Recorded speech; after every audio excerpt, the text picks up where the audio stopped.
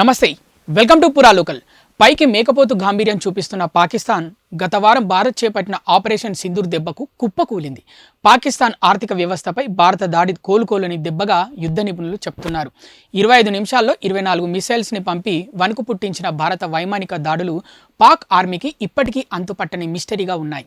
భారత్ యుద్ధ భూమిలో చూపించిన ఖచ్చితత్వాన్ని ప్రపంచ దేశాలు కొనియాడుతున్నాయి.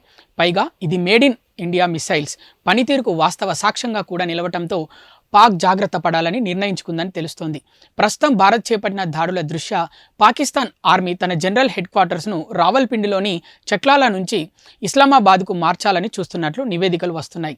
ఇటీవల భారత్ జరిపిన దాడుల్లో కనీసం 2 సైనిక రవాణా వాహనాలు దెబ్బతిన్నట్లు శాటిలైట్ చిత్రాలు చూపిస్తున్నాయి.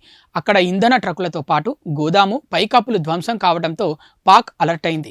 రన్వే దగ్గరే వాటి శిథిలాలు పడి ఉండడంతో శాటిలైట్ చిత్రాల్లో కనిపిస్తోంది.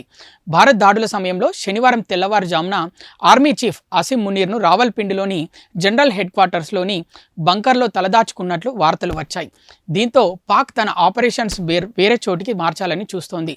పాక్ రాజధాని ఇస్లామాబాద్ నగరానికి కేవలం 10 కిలోమీటర్ల దూరంలో ఉన్న సూర్ఖాన్ ఎయిర్ బేస్లో ట్రాన్స్పోర్ట్ స్క్వాడ్రన్లు, ఫ్యూయలింగ్ యూనిట్లు, ఎయిర్ ఫోర్స్ కాలేజ్ వంటివి ఉండడంతో పాక్ తరలింపు నిర్ణయాన్ని పరిశీలిస్తోందని వెల్లడైంది. అలాగే ప్రస్తుతం ఉన్న Nur Khan air base Pak army వ్యూహాత్మక ప్లానింగ్ డివిజన్ హెడ్ క్వార్టర్స్కి చేరువలో ఉంది.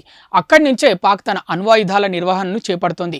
ప్రస్తుతం పాక్ వద్ద దేశవ్యాప్తంగా 170 వరకు అణ్వాయుధాలు ఉన్నాయని తెలుస్తోంది.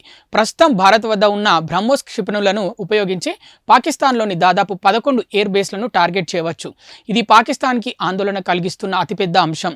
అందుకే పాక్ తన ఆర్మీ హెడ్ క్వార్టర్ మార్పు విషయంలో వేగంగా ముందుకు సాగుతోందని తెలుస్తోంది. మరోపక్క బలూచిస్తాన్ లిబరేషన్ ప్రకటనతో పాక్ రక్షణ విషయంలో మరింతగా అప్రమత్తతను పాటించాలని కూడా భావిస్తోంది. ఇవి ఇప్పటి వరకు అప్డేట్స్. మరిన్ని అప్డేట్స్ కోసం చూస్తూనే ఉండండి పురా local, your choice for local voice.